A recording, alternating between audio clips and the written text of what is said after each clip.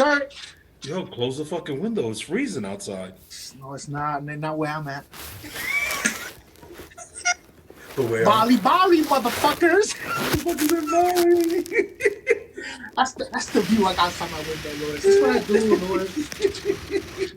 Yo, Chris, I was thinking of some shit, and it made me think of you. Talk to me. If you were a professional wrestler in the WWE, what would your name and identity be? Oh, that's a good one, Lewis. And you know, I used to drink when I used to be a fan of the WWF, so we go back to that part. But damn, man, like I always wanted that intro music, like the Stone Cold and the Rock. As soon as that fucking beat drops and they know it's that person, I think I would go with. I always liked I don't know, like something. I can't say this one because this one already came out, but something like Big Sexy. Big Sexy. And then I would come out like in a flamboyant like pink leotard and like but but it's not gay. It's just out there. That's what I would do, man. I was thinking more Nacho Libre coming down with the cape flying. Esquina opuesta tenemos a Nacho y Esqueleto.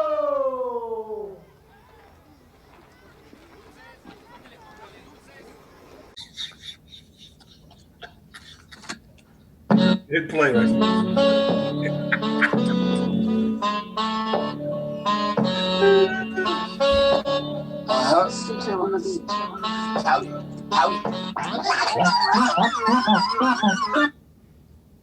Yo. Yo, welcome back, my people. Hope everyone's doing well. This is Bree Shooters Podcast, where the show that brings you news, sports, poker, and everything between. Damn, this hiatus kind of fucked me up. We love the tweeters. Yo, you know what you look like, Lou? You ever seen those you look like you're in Afghanistan or Iraq, and you know when the terrorists make the hostages? The hostage videos?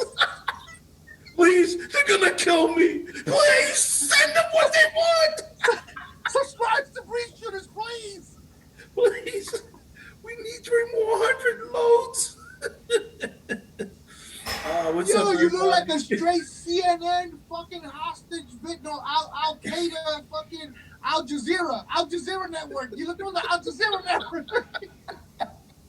Yo, you told me to go black. I went black, man. No, but you went like black. Like you went. Just You put took them it up back. February, brother. Oh shit! Yes. So you don't get it, man. It all ties. It all ties together. It's a subliminal. It's a subliminal. What's up, everybody? I'm Lou. I'm your host, Lou, joined by my very good friend, Christian, a.k.a. Keep the Window Open in the Middle of the Winter, Soto. Bali. Oh, man. Okay, I was just making sure we're recording. So, Chris, where do we start, man? I mean, it's been a minute. I guess you want to start NFL? We could start with the most recent thing, which was the Super Bowl was yesterday. Super Bowl was yesterday. I was surprised. Congratulations to Tampa Bay Buccaneers. Were you surprised by the outcome? I didn't think it was going to be that far apart. I thought it was going to be there you go. That's what I was surprised about. I was surprised about the lack of scoring from the Kansas City Chiefs. But listen, I got praises for Patrick Mahomes, but fact of the matter is that he was put in. I'm not knocking his talent, but he was put in a beautiful situation. He's got the top tight end, he's got top wide receivers, and a top running back. He's in a great situation. I would like to see him. To see exactly in a little more. When he doesn't have that many weapons, to see how he comes out. That's why I think Aaron Rodgers is a fucking beast. Not for nothing, Tom Brady. Think about it. Tom Brady. I used to compare the New England Patriots, which you know me how I feel about Boston, about the fucking Patriots. I don't like them. I never did, never will. But Tom Brady and New England, they had this system where it worked. Like it was like the San Antonio Spurs of the NBA. Yep. It was the system. But now he proved that he could do it without Belichick and the system. You know, so it was good. It was I'm in the same boat as you. I thought the scoring surprised me. Well, going back to your first point, I still think the kid Mahomes is special. Chris, if you saw some of the throws that he was making, we all know about the different arm angles, Yeah. and I think the players that you mentioned, they're good, but I think he also makes them good because the way he could get them the ball in such ways that other quarterbacks don't do it that way. That sidearm, the toss, it's like he has a lot of tricks and he's just great with it. But yesterday, I thought the MVP. I mean, Tom Brady, hands down, did a great job. But the defense, if you saw the defense, they were able to contain him and they applied pressure. Because normally he could break a couple of tackles and then get some yards.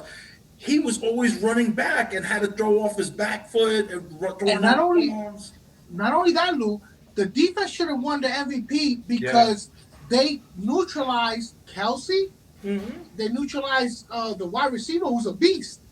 They doubled them. That's what they were doing. I They guess a lot of people. neutralized that. So Yeah. you know the MVP thing, it should have gone to the defense, but you know. Tony Romo's real nice. Like I think he's probably one of the best analysts because he really gives you the quarterback's perspective. Yes, he is. The only way KC's going to win this game is they got to run the ball because then that's going to free up the other guys for this guy to throw the ball. KC didn't start really running until after halftime. Had they started that earlier, I think it would have opened up the passing lanes. But what do you thought about Big Gronk, man? 2 touchdowns. I thought the guy was dead. He came back and. No, you know what? With Gronkowski, man, like he a crazy white. That's how I see it. Like he's that crazy white boy that hangs out with us. You know, Gronk is he's undoubtedly he's a great. He got great hands. Well, all the essential strippers were working yesterday. What? Gronk is in town. They're like, back to the boat. Let's go. Oh, I can just imagine the amount of partying. Even Antonio Brown, he got a touch in the end zone too.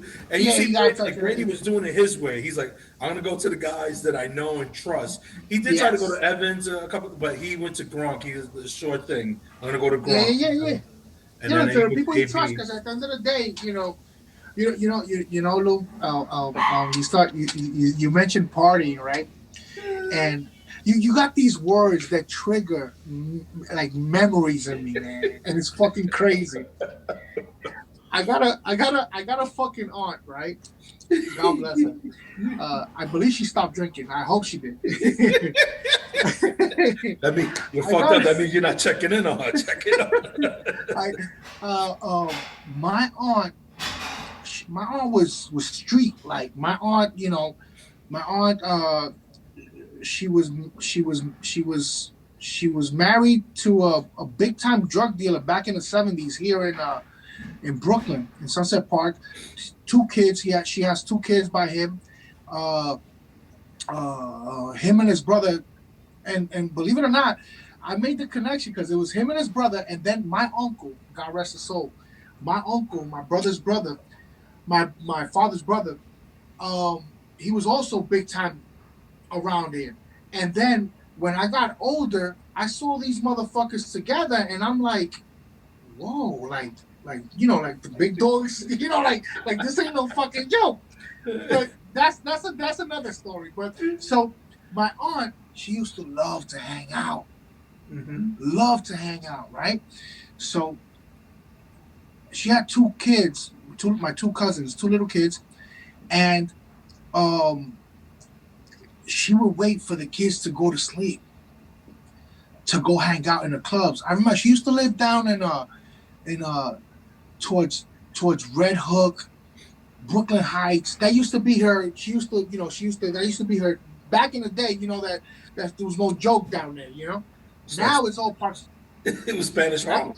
Yeah, exactly. Now it's gentrified from back in the day. Uh-huh. So my aunt, she used to wait till the kids go to bed. And she would put them to bed like around 7 o'clock at night. So around 10 o'clock, so at 10 o'clock she does, and sometimes she'll put a couple of drops of Benadryl in the juice boxes just to, Yo, yo, so, the shit they used to get away with back in the day. what?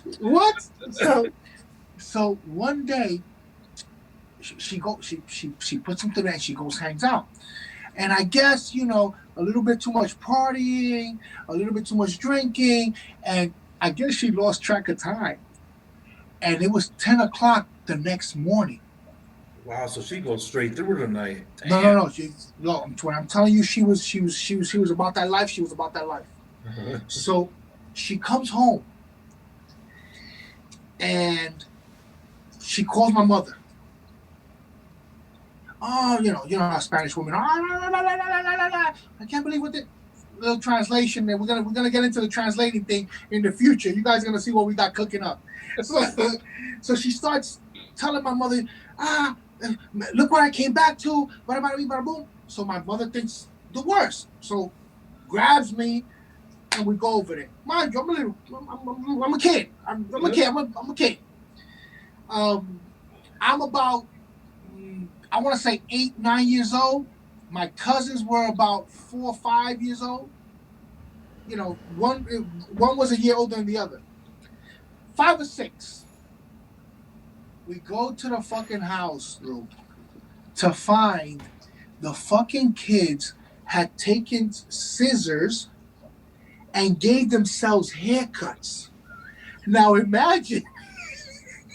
Oh God! Imagine a fucking 6-year-old kid trying to control.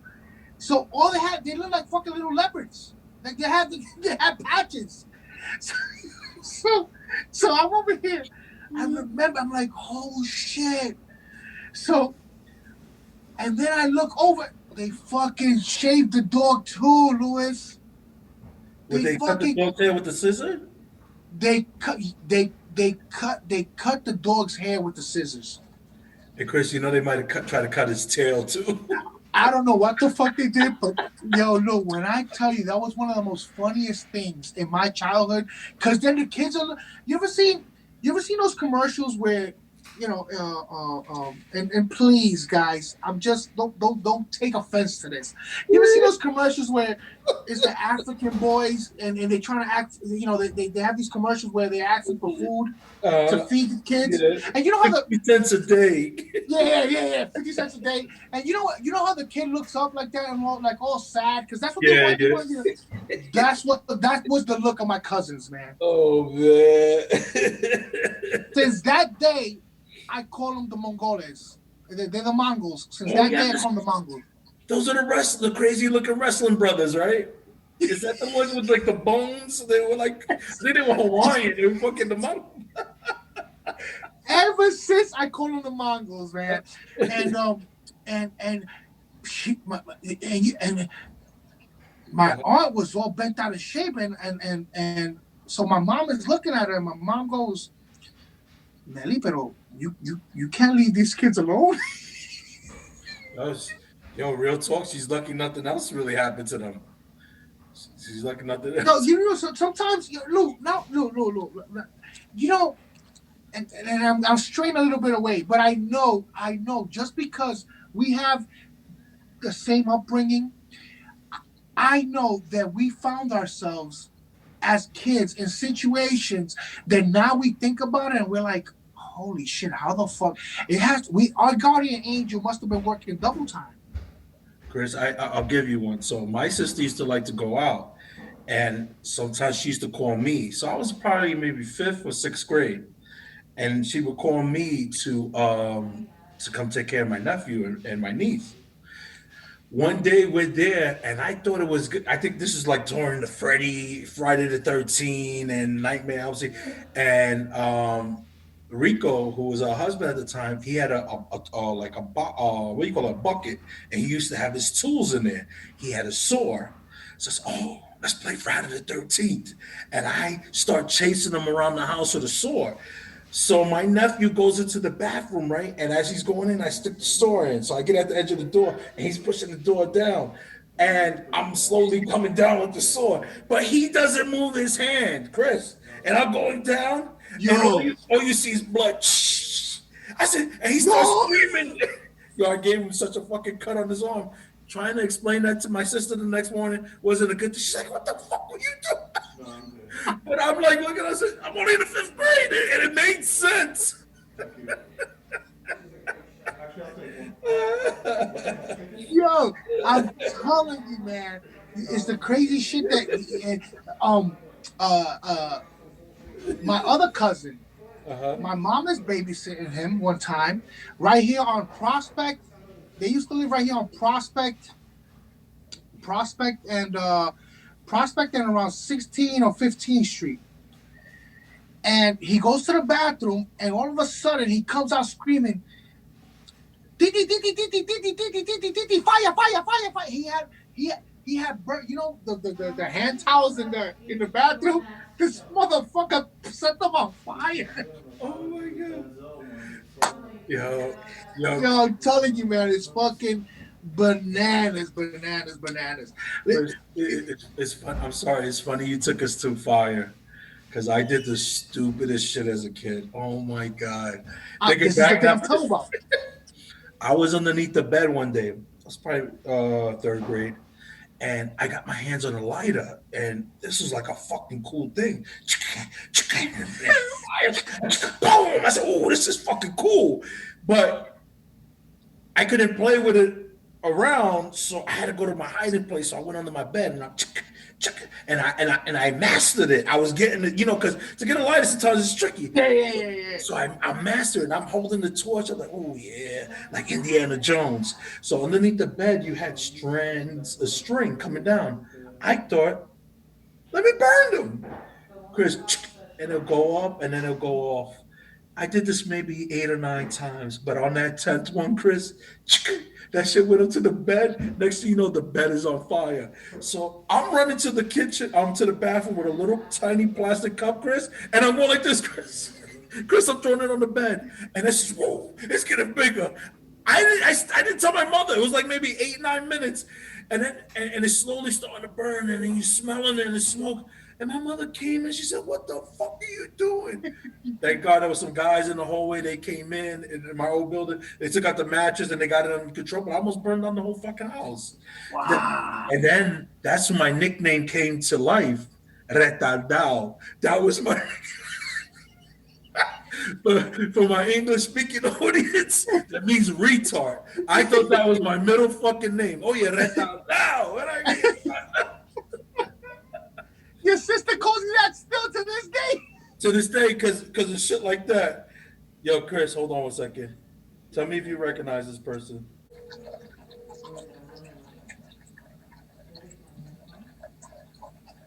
Hello? Oye, loco, dígamelo. Chris, can you hear that, Chris? A little bit. Oh, man. Not too. Steven, you got to talk a little louder, brother. All right, can you hear me? Now we can hear you. Ladies and gentlemen, we got Mr. Luis Rivera, a.k.a. Steven, and Loco de la 42. Well, a.k.a. Loco Steve. What's up, Papa? How you doing, man? I'm doing well, just coming back from work. Oh, yeah? I'm smoke tea, trying to make this money. Yeah, no, it was funny. So, Chris, as you know, this week we were killing March on the videos, and so I'm sending videos out, and you know what? I misclassified Macho because you know when Macho is, it's easy to get a reaction. So I like to fuck with Macho. So Chris, our other boy, he's from Sunset. He goes, "Nah, man, the guy with the most passion is Steven." I said, "Oh shit, how could I forget Steven?" Shortly right after, Steve's like, "Yo, bro, I gotta get on the show, man. I gotta talk."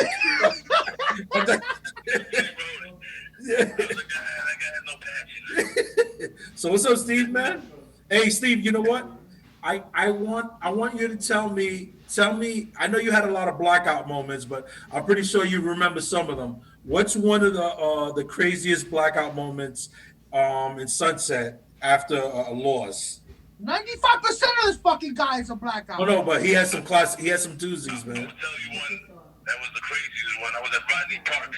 Okay, go ahead. I was arguing with the ref, Okay. and I told him I was gonna snuff him. He was getting crazy, and he was like, "I'm a cop," and then I told him I was a cop. And what happened? He calmed me down. My boy Punch was like, "Yo, shut the fuck up. Get off the court. Let's go. And then he's like, I was like, I'm gonna fucking run you over. He's like, I'm a cop. And I was like, I'm a fucking cop. Then after I got in the car, I was like, yo, I'm bugging, bro. What the hell's going on? Yo, Steve, but you know what was crazy about your blackout moments? Chris, it could happen with him up 20. Him up 20 in the fourth quarter with 1 minute to go, Steve would lose it. I'm like, Steve, what are you doing? You're gonna fuck up the game. And I think I caught. You saying something? No, go, Chris, go. I think I caught Steven towards the end, and I played a couple of leagues with him, and because Steven's talent is ridiculous. Like Steve is a fucking I'll go to war with Steve. Only problem is the motherfucker's crazy. So we were playing in Regina one time, and I'm over here like, yo, Steve, like, calm down, Steve. Yo, Chris, don't tell me to fucking calm down. Let me work the ref. That's the worst thing you can tell Steven, calm down. Yo. Nah, the worst was telling me that in the beginning of the game. That was annoying. I'm mad, calm and serene, trying to hang out like, yo, I'm gonna chill this game. And then all of a sudden, yo, Steve, you need to calm the fuck down. Like, bro, the game hasn't even started. This is on the layup line, Chris. This is on the layup. Nah, fuck this. Both you motherfuckers are crazy. I'm going to my car. Get my other gun. Shoot everybody's ass. Raymond! Oh, shit. Yo, you're attacking the rim too hard. Relax. I'm not even the head, but I'm fucking blow up on the ref. Yo, go ahead, Steve. I'm sorry. Go ahead. I don't know what it was, bro. It was just like one button. Yep. Some dumb shit or stupid or said some dumb shit. It's fucking anger management time. And yo, Steve, you know, you probably, every game you probably could have averaged at least 25, 30 points. That's the crazy thing. He was his worst enemy because once he get out of his head, sometimes it worked for him. Like the energy level would be crazy. But his crew on 42nd, they knew already. They was like, they left him alone. That's Steven. Don't worry about it. He's good. He's good. As long as we keep on doing what we got to do, we'll be all right. Bro, I had dudes stop talking to me for weeks after games. 42nd. Especially those Kono games. And you know, we got to walk back to 42nd Street from fucking 53rd talking shit. And I used to get on them all the way back. Well, maybe not. I just get on them during the game. But on the walk back, they didn't even talk to me. Maybe for like 3 or 4 days, they wouldn't even come to my house, nothing. Wow. So, Steve, what's up, man? What you up to? I believe you're getting married sometime soon. Is that true? Probably like next April, I'm going to get married. Congrats, brother. Just trying to put money together. And, yeah, for the wedding, most likely April 7th of next year. Not this year, next year. Oh, nice. Congrats, brother. Congrats, brother. You still running, man? I know you was putting up videos. You stopped running? I caught COVID in November by like on Thanksgiving. Oh, wow. And that shit knocked me down, man, for like a week. After that, it just the energy hasn't been the same. But I'm trying to start back probably like in another week. It's fucking cold out there, Steve, man. Let that snow. You know it's funny. He's on the group chat on IG, you know, and he told Anthony, White Ant. He told Anthony, this shit ain't no joke. I guess they had a conversation about COVID. I'm guessing COVID being real or fake or whatever. And Steve said, "Yo, for the last 8 days, it feels like I've been getting hacked. Like it really fucked him up." And mind you, Steve. Yeah, man. It was he for some reason didn't think it was the real deal, but it hit me off, and it feels like you're getting beat up at Dyker Park. Wow. Yeah, that's what he said. Yeah. And Steve, you're lucky because when that other people messes with their respiratory that may not be healthy, and they from what I'm hearing from people, they gasping for air. It's like they feel like they're dying, and it's like nothing can help them. That's why a lot of guys get hooked up to the respirators. So you know, thank God you made it through, man. But it was like 3:15 in January when the shit started getting around. I was playing in the 40 and over league in Brownsville, and a couple of guys got sick. Some of them passed away. Wow. And then that's why I started running, because I seen that it was like affecting blacks and Hispanics. You know what I'm saying? Like, and they were overweight. So either you had high blood pressure or diabetes, it was gonna get you. You know. And then after the dude Don, who coached me from Coney Island, and his mom passed. You know. Wow. You know, Mo Thompson's mom. Yes. Yeah, I know you're talking about. After that, I was like, yo, I gotta lose weight, but I gotta start running. So I started running, and that helped, because when I caught it, it really didn't affect my breathing at all. I guess because I was running for like 3 to 4 months. Then I caught it, you know? And Steve, you Maybe it dropped was- 315 to what? The what? You dropped from 315 to what? At the time, I dropped to like 270, 272. Oh, wow. Nice. That's fucking awesome. That's a nice drop. I'm back up now, maybe like another like 10 now. So I'm 282 again. Oh, But I'm that's, gonna start running, trying to get down to like, I'm trying to get down to like 255 or something like that. that's a good number for you. But you look Well, he good, was though, I going- show you. Yeah, and Steve was going in though. Steve would post some videos running under the fucking the iguanas, and I'm like, yo, this motherfucker, he's going in. He really ran, man. I'm like, yo, I texted him one time, I said, yo, Steve, you fucking motivated me, man, because it's true. He motivated me for like. It kept me going. Those things just kept me going. A lot of people were telling me that, and yeah, bro, I would run under the iguana so the sun wouldn't burn me in the summertime because it was pretty hot. Well, if not, I would run at work. At my job, our building is like the Chrysler building laying down. Get out of here. Wow. Hit by the cold or the heat. How much were you doing? You run for time or you run for distance? Run for like, the most I've done was like 16 miles. That's a lot, dude. But yeah. But in a day, because my boy has a challenge on the Nike app. He put some challenges, and if I fall behind on a day, I remember I ran 25 miles, but not at once. I would run like 6, 8. You know what I'm saying? Wow. Through lunch, through prep, like before work, during at work, after work, when I got home, just to catch up. You know what I mean? Steve, you're still a bouncer too, or no? Well, right now everything's closed, so no. What- No, but what's up? when it opens up, I'll see. I don't really want to do that anymore. 'Cause I think drunk people are annoying. Yo, give me a good drunk story, Steve. I know you have. Me being drunk or Oh no. being drunk? Somebody being drunk at the All right, bar. I'll tell you when I put it up before. Do that work, we had to kick him out because he was drunk, you know? Uh-huh. Super drunk. So he goes next door into the building next door, and I'm thinking that he lives there, you know? So I'm like, this guy lives right there. He comes here to start problems. We're probably trying to take girls home because, you know, I work at the strip club. Mm-hmm. So a couple of minutes later, I see a customer go up there just to stand there, get some waiting for somebody. He looks in, he goes, "Yo, come here." So I go to the door because he was in between two doors of a building. What the hell you doing back here? Hey, nothing, man. Hey, I'm fixing something. Hey, just stay over there. But I thought you wanted me to wash your car. Hey, man, wash it later. Stay over there. Mother, you know I ain't the smartest man in the world, but from over here, it look like you taking a shit. Uh-huh. So I go and look in there. The dude definitely pulled his pants down and took a big ass shit right in the middle of the floor. Yeah, right. So he's in a fetal position with his ass out in the big pee like a pile of shit right next to him. So I guess I started dying and he hears me. So when he moves, I leave. When the dude gets up, right? My boy goes to see. He tells me the kid slips on his shit, lands on his back. Right. So he gets up. And as he's walking away, he puts his hoodie up, and there was a lump of shit on the back of the hoodie. So there was like a big lump of shit while he's walking away. I bet you he never went back to that spot. And I never seen that dude again, bro. That was like my second year, and I was there for 5. I never seen him again, ever. Oh man. Shit. What you guys, man? Oh, man. I like your show. I want to know what motivated you guys to start doing this.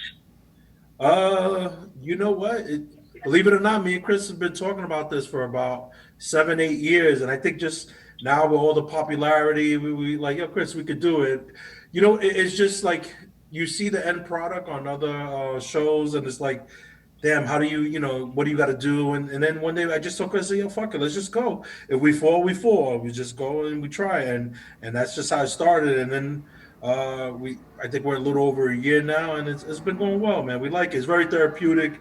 You know, you get to talk shit out, and at the end of the day, if it doesn't take off to where we want to go, at least me and Chris put together a catalog where our kids or people that we, you know, our family members can go and, you know, find out stupid shit about us or hear it. So, you know, that's like a takeaway for us. We talk. He'll take off, man. Just keep working, bro. It's all a grind. Yeah, absolutely. I appreciate you, Loco. I really do, man. And you know what I like about it? You know, when I see, you know, Loco and Cacho and by the way, happy birthday, Cacho, man. Los, happy birthday. Happy birthday. And a few. I was surprised the other day, maybe like 2 weeks ago. Anthony from 42nd Street. Yo, Chris, when you drop another episode, I'm like, oh shit. You know, it feels good when people, you know, and the thing is, the story we're talking about, we all been there. Mm-hmm. You know, Steve going crazy and fucking Regina. Half of the people that they saw that shit with me. You understand? The stories in Sunset. You know, it's a storytelling thing. We experiences and it's just fun. And like Lou said, if it, you know, whatever happens from here, everything is good because we get to, first of all, we get to connect with you guys that I haven't seen Loco in a few years. It's been a long time. You know, and like right now, look, we call them, we talk, and this is the thing about social media too. I see Loco running, and I communicate to him, or he'll post the other day, not too long, like maybe 2 days ago. And imagine, and also remember, bro, your man is definitely thinking he's in the army.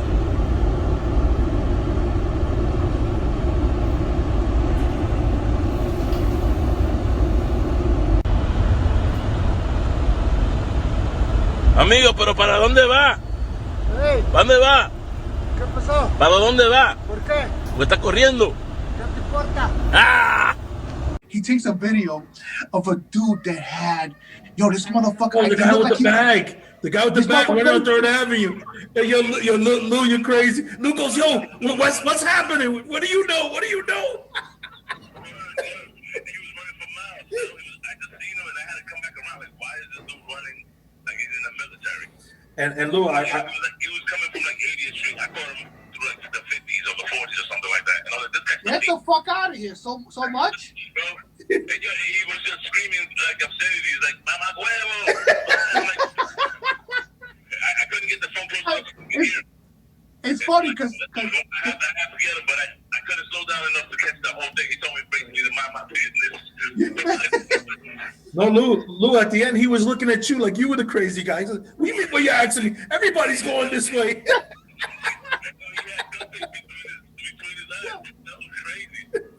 he told Loco, get the importa. Hey, Lou, before we let you go, hey, everybody, if you really want a good laugh. Yo, I don't know if you remember. Do you remember the first time you met me? Yeah, PS130. No, I knew you before PS131, no? Or we met there. I'm trying to remember. Didn't you say a story about Steve? You said a story about Steve. Yeah. Your man saved my life, bro. I was about to get jumped by 6 kids, bro. He said it. I just came from DR. I was super hit. And my mouth was crazy shit, so these kids were going to jump me. I was throwing rocks at them. Steve's always been crazy. And I think those kids were from 42nd. With a rock in it, so I retaliated. And they were ready to jump me, and your man Luke came out of nowhere. So I was like, yo, what's going on here? Then he walked me to he lived on 43rd Street. Yo, that shit was, I won't forget that, Luke. Yeah. Yo, Steve, man. Yo, what I was gonna say, Steve. Yo, listen, everybody's listening. If you want a good laugh, go to IG. Luis Rivera. He's always posting stuff. He's doing commentary. He's very funny. And in the summertime, go to Sunset Park. Lou's a pleasure to watch, be around. It's a fucking movie. Entertainment, man. And just know he's a good guy. No matter how mad he is, he's a good guy. It passes after the game. No, humble. Listen, he's one of the good ones. Humble dude. Like I love Loco, man. Like he's a real cool dude, man. And it's a lot. Always love, Steve. Never forget that, brother. Same here, brothers. Same here. Yo, Steve, I plan to be in Sunset this summer, man. I want to see you a couple of times. Let's go, man. All right, brother. We might do a live shoot up there in Sunset Park. When we're allowed to get together, man, I actually want to be on. Let's see. No, definitely, man, definitely. I'll bring some other stories for you guys. No, definitely, man, definitely. And that's what it's all about, brother. Yeah, we're definitely gonna have you on, man. Take care, Loco. Thank you, brothers. I appreciate it. No problem. Be good, brother. God bless. Stay safe. Stay safe. Yo, I didn't know. So I totally forgot the story. I just knew that he was gonna get beat up, but I didn't know he was throwing rocks at them. Yo, Lou was crazy. He was a fucking crazy kid. No, but think about it. Not for nothing. You want me to tell you something? We got time for another story? Yeah, go ahead. I think we're closing in on 10. So you good. So before I get into the story, once again, happy birthday, Carlo Cacho. Hello. Straight Sunset Baller. And Lou, towards the end of the show, Picasso, it's my man. From Sunset Park, 48th and 7th. He sent me a little track that's a little bit fire. We're gonna plug that in later. Let me tell. I wanted to get that out the way. So, you understand? Loco Steve brought me back. You know, when you about to get jumped, Lou. My father always told me, 1-on-1, you stay, you stick it out, you do what you have to do. But if it's more than one, you run. But as you running, you're looking around to see if you can find something to fight with. So, I was in my stories in the South Bronx. They're fucking ridiculous. It was the worst and best 4 years of my life. Come on, bet on the mud. Now check out that dope story. That bad motherfucker. Let me put in stupid dollars in this bad motherfucker. That's when you were your skinniest, right? You were always running. So, imagine the South Bronx back in the 80s, all the abandoned buildings, the abandoned lots, and this and that. So, my mom had gone to Puerto Rico to figure out some shit because we were supposed to go back to Puerto Rico. So she was over there trying to straighten out some shit. So when we go, everything would be good. Mm-hmm. So I was in IS 52. I think this was 4th or 5th grade. I think it was 4th grade. Lou, and since my mom is not home, I used to come straight home from school. Since my mom is not home, I still playing in the playground with some classmates or whatever. I always been a brute. When I play, like I used to be like clumsy, like I used to like that physicality. So I'm racing. So this black kid tells, yo, Chris, let's race. I said, all right, let's race. So we're racing. So when I see that he's passing by, I put my foot out.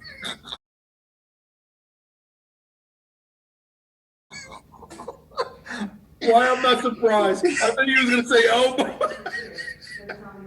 Yo, he busted his ass. And he looked at me, and then he ran. So he looked at a garbage can, and then he ran towards the garbage can. So then I ran towards the garbage can. Now, mind you, look how stupid a kid is. Why the fuck am I running to the garbage can? So he's rifling through the garbage, and he fucking finds a 40 ounce. Ooh. Yo, he grabbed the 40 ounce. He flung it at me. I went like. Luckily, I was nearby. I was close to him. So when he flung it at me, the 40 ounce split. It didn't hit me, and then so I ran, and all these fucking little moyos was running after me, and I'm like, holy shit! You know when you're running scared? These motherfuckers catch up to me half a block away from my house.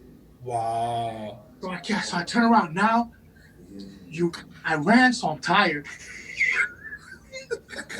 This is where you start copping a plea. Yeah, it's a misunderstanding. That's exactly what happened, Luke. So I point to my building. I put, yo, my mom looking at right in the window. She's right there, man. You guys do anything? You're gonna call the cops. She's right there. Ma. Who's the first one to smack you? Shut the fuck up. Pow! No. Because, Lou, I sold it. Yeah. I sold it hard. Like, yeah, I was doing like, I was already having a conversation with my mom. Yeah. Trae machete. Right here. Look at them. I sold it I sold it so good, Lou, that the guy, he had a fucking stick in his hand. The stick was like 1.5 feet long, whatever. But so I understand when you're about to get jumped, motherfuckers do, and so motherfuckers throw. So Steve started throwing rocks. Me, I ran. No, but where I caught him, they had him surrounded. So I'm coming out. I'm probably maybe 3 years older than Steve. So for me, it was easier to say, yo, what the fuck y'all doing?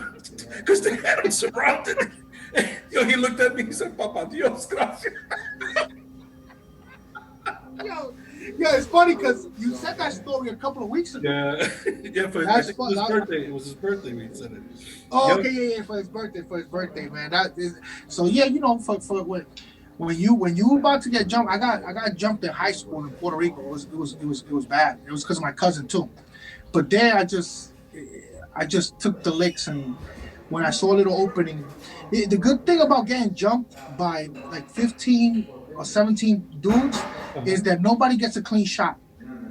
You could get stomped out. That's the thing. I was always told from small you want to go to a war, or if you're getting jumped with your buddy, you want to go back to back, because once you get on the floor, that's when the beat down really happens, because guys kick your head, ribs, So yeah. So I got cut up.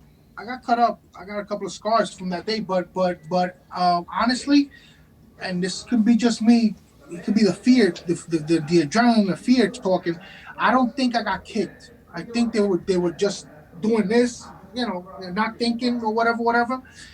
But rookies supposed to stop. So as soon as I saw a little opening, I ran. Lou, I've never been a runner in my life, and I ran. And in Puerto Rico, the public transportation are basically vans with seats. Like dollar vans? Yeah, I know you're talking rows.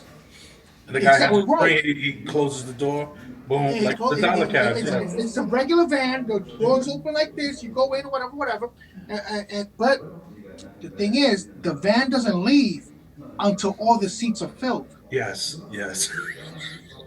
So I ran, and I go into the van that's going towards my barrio, and I go in the last seat, and I go down low. I hit under the seat, and I can hear them. Yo, you know when you're fucking scared and your heart is fucking pounding, and you want your heart to calm down because you think that they're gonna hear you, that they're gonna hear your heart pounding. So I don't know. What I heard was, yeah, man, they probably saw somebody that looked like me, and they ran towards it.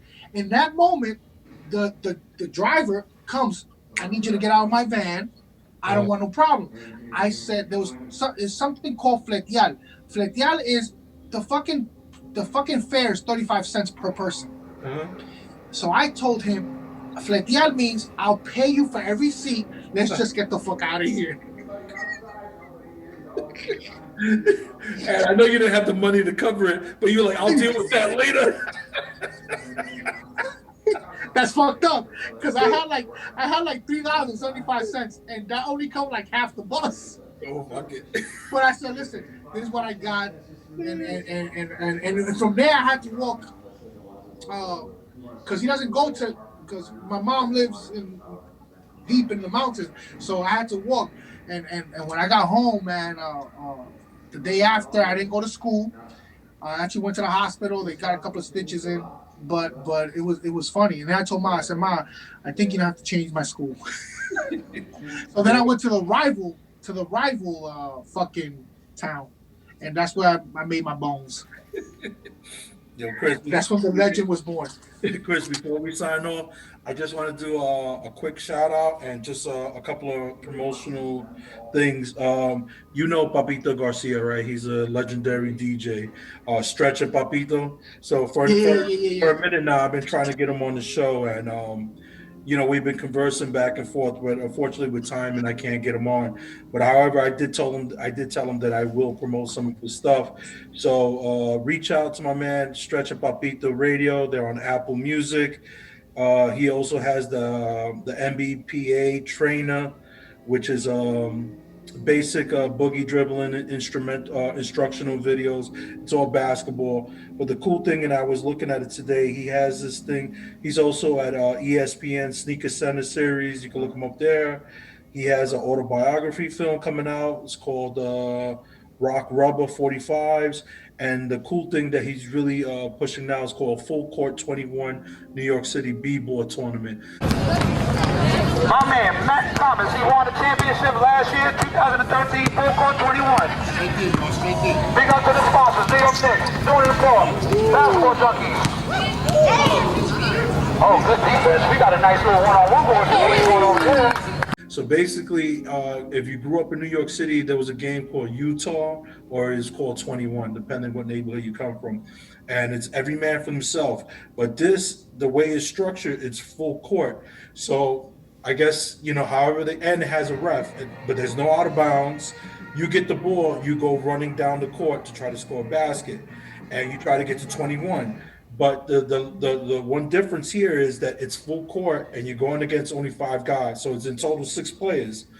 And there's a ref. I think the ref is there just to kind of like, if there's like a foul, hard foul, hard foul, clean it up. The foul line is the top of the key. What he's doing is really big because it's worldwide. People from Japan, Costa Rica, all over the world, they come and compete in this big tournament. The concept sounds crazy. It's very crazy. So, damn, I lost my train of thought. Yeah, you go down. Oh, but instead of getting to 21, there's also a clock. So let's say at the end of the clock, I have 10, you have 9, and everybody else has less, I will win. So I don't necessarily have to get to 21. I just got to outlast everybody. Okay. Take a look. There's trailers. He has stuff on YouTube. It's called Full Court 21. Again, that's Papito Garcia, Bobby Love. Also in the summertime, he has basketball over at Orchard Beach, which is a pretty cool tournament. A lot of celebrities come through and play. And Chris, you ready for Picasso? Let's play some Picasso. Shh. Listen. Listen.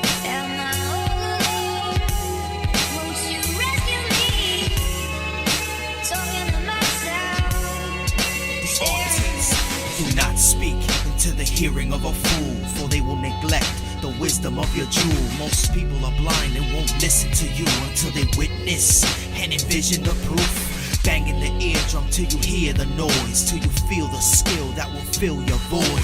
Without your ears, my vocabulary is silent, sitting inside solitary confinement, locked in heavy crisis, a friend to me or enemy that I'm constantly fighting. My mind is a piece of work. I love to analyze it deeply and speak my words. Can you hear me? Do I get through to your life? Is it clearly, or am I losing my mind? It appears to be that I'm all alone. Don't fear to see. Come take a walk in my zone.